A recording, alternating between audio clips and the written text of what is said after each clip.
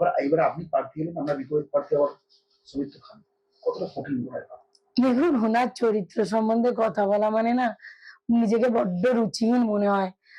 উনি কখনোই কারো অবদান মানেন না, এটাই ওনার জীবনের জানেন তো সবচেয়ে বড় এটা হচ্ছে বদনসিবি। ওনাকে যখন আমি ওনার মুখেই শুনেছি যে ওনার 2011-তে মাথায় প্রচুর টাকার দেনা ছিল। ওনার আজকে হয়তো অগাধ সম্পত্তি। ওনার দুর্লভপুরে একটা 2 কামরা চটির বাড়ি ছিল, সেটা স্টেট ব্যাংকে বন্ধক ছিল। ওনাদের খাবারের অভাব ছিল। সেই সময় কংগ্রেস ওনাকে টিকিট দিয়ে এমএলএ বানিয়েছিল। তৎকালীন মানুষদের উনি সাথ দেননি, কংগ্রেসকে গদ্দারি করে বেরিয়ে গেলেন। ওনাকে যে মমতা বন্দ্যোপাধ্যায় তৃণমূল কংগ্রেস থেকে, সেই তৃণমূল কংগ্রেসের 14 সময় তাকে এমপি জিতিয়ে পার্লামেন্টে পাঠালো, তাকে অনেক সুযোগ সুবিধা দিয়ে সম্মান দিল দেশের মানচিত্রে, তিনি সেখানেও গদ্দারি করে তৃণমূল কংগ্রেসের পিছনে ছুরি মেরে সেখানকার যারা তাকে জিতিয়েছিল তাদের পেছনে গদ্দারি করে তিনি বিজেপিতে জয়েন করলেন। বিজেপির সাথেও বিজেপির যারা বিজেপির কার্যকর্তা তারাও বলে যে আমরা আমাদের প্রতিনিধিকে বিশ্বাসই করতে পারি না যে তিনি কখন কোন দলে আছেন আর কতক্ষণ কোন দলে থাকবেন।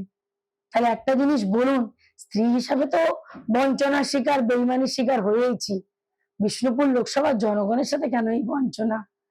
আর আমি একটাই কথা বারবার বলে এসছি, বারবার বলবো যে আমি এমন একজনকে আমার প্রতিপক্ষ মানতে নারাজ যিনি 10টা বছর সুযোগ পেয়ে লোকসভাতে, বিষ্ণুপুর লোকসভার জন্য কোনো কাজ করলেন না, নিদেন পক্ষে সাধারণ মানুষের পাশে পর্যন্ত থাকলেন না।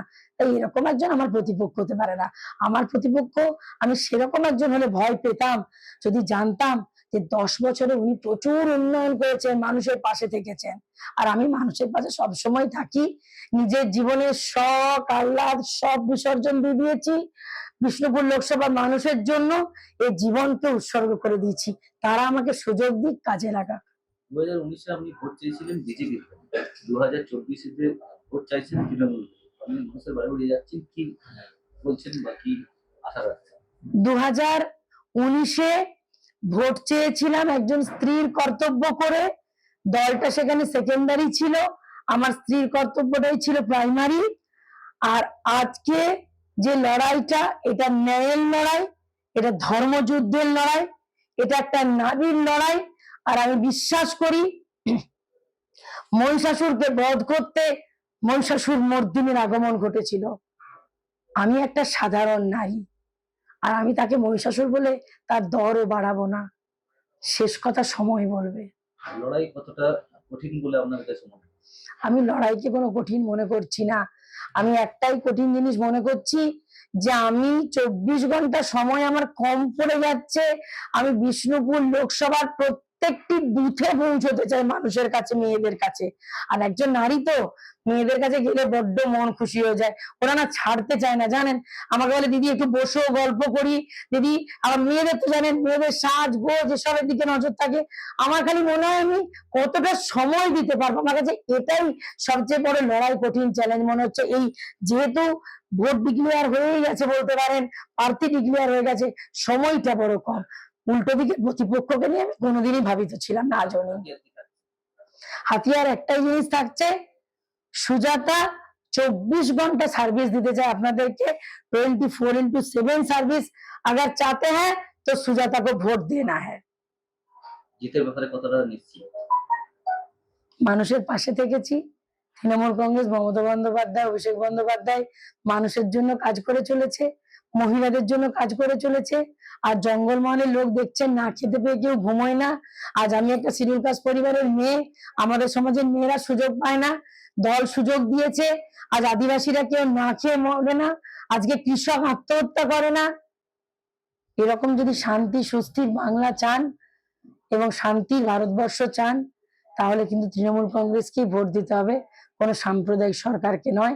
আর আমার জয়ের কথা সে তো সময় বলবে, ওয়েট এন্ড ওয়াচ। জয় নিশ্চিত হলে আপনার প্রথম কাজ কি হবে? বিষ্ণুপুরকে ওয়ার্ল্ড হেরিটেজ সিটি করা, এটা আমার বড্ড স্বপ্ন, আমার বড্ড গর্ব যে বিষ্ণুপুরকে লোকে বলবে শতাব্দী প্রাচীন নগরী, it's a world heritage city. আমার কাছে এটাই সব থেকে বড় স্বপ্ন। বাকি তো মানুষ যা চাইবে তার চেয়ে বেশি টুকটুক টুকটুক করে কাজ করে দিতে চাই। কারণ কি জানেন, ওই যে বললাম, কিছু তো নিয়ে আসিনি পৃথিবীতে, কিছু নিয়েও যাব না। যদি কিছু কাজ করে যেতে পারি সাধারণ মানুষের জন্য, এটাই একজন সাধারণ নারী হিসেবে এটাই আমার সবচেয়ে বড় প্রাপ্তি হবে। আর আজকে লোকসভার প্রার্থী হয়েছি বলে নয়, আপনারা জানেন যে আমি 24 ঘন্টায় ছুটে বেড়াই। আপনাদের মিডিয়ার লোকই বলেন যে আপনি একটা মেয়ে হয়ে কি করে এত ছুটতে পারেন, সেটাও আপনাদের ভালোবাসায় আমার এনার্জি যোগায়। 10টা বছর সৌমিত্র খাঁ বিষ্ণুপুরের সাংসদ, এই 10টা বছর আপনি পেলেন কোন কোন কাজগুলোর উপরে সবচেয়ে বেশি নজর দিতেন, এবং সৌমিত্র খাঁর কোন কাজে খামতি আছে বলে আপনার মনে হয়? কোন কাজে নেই এটা প্রশ্ন করুন। বিষ্ণুপুরের বিজেপি প্রার্থীর কোন কাজে খামতি আছে এটা বলাটা তো হাস্যকর লাগলো। যিনি কাজই করেননি কিছু, তার নিয়ে আর আমি খামতি কি খুঁজবো? আমি যদি রুটিটা বেলি তবে না আপনি বলবেন যে রুটিটা প্যাকা হয়েছে না টেরা হয়েছে না গোল হয়েছে। আমি রুটি করলাম না, আপনি কি করে বলবেন রুটিটা প্যাকা হয়েছে না টেরা হয়েছে? উনি তো কোনো কাজই করেননি, ওনাকে তো মানুষ পাশেই পায়নি।